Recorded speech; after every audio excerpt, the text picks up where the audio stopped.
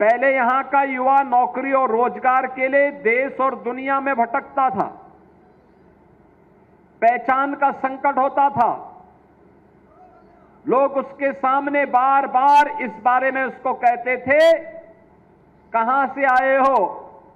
तो उत्तर प्रदेश का वह नाम नहीं लेता था, क्योंकि उत्तर प्रदेश का नाम लेंगे तो लोग बोलेंगे कि भाई वहां तो दंगे होते हैं, वहां पे गुंडागिर्दी होती है, वहां लूट खसोट होती है।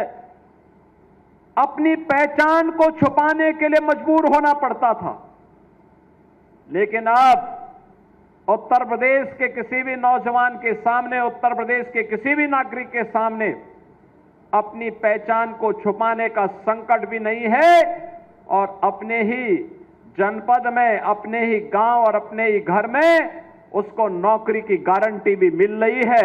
और ये लगातार गीडा में हो रहा निवेश इस बात की गारंटी देता है। एक तरफ निवेश होगा, दूसरी तरफ जो निवेश होगा वह पर्यावरण के अनुकूल निवेश होगा। पर्यावरण की सुरक्षा को ध्यान में रख करके निवेश होगा। पर्यावरण के मानकों को पालन करते हुए निवेश होगा।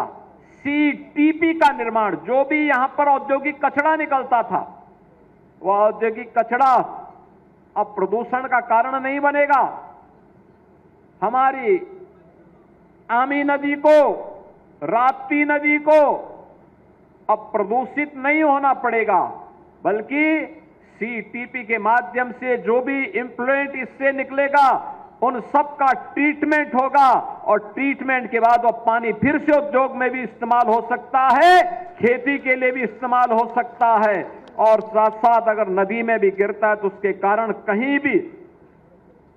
कहीं पर भी कोई प्रदूषण नहीं होना है।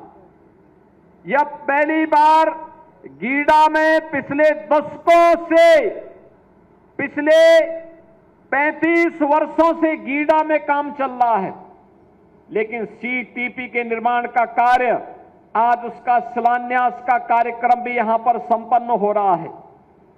प्लास्टिक पार्क में केंद्रीय पेट्रोकेमिकल इंजीनियरिंग एवं तकनीकी संस्थान के स्किल डेवलपमेंट का, सीपेट के स्किल डेवलपमेंट का यह कार्यक्रम भी 5 एकड़ क्षेत्रफल में प्रारंभ होने जा रहा है और इसका भी आज यहां पर कार्यक्रम यहां पर उपलब्ध करवाया गया है।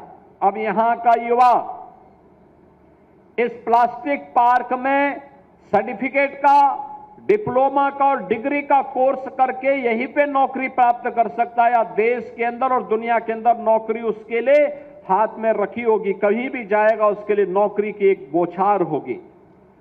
यह सुविधा भी इसी गीडा में प्राप्त होने जा रहा है।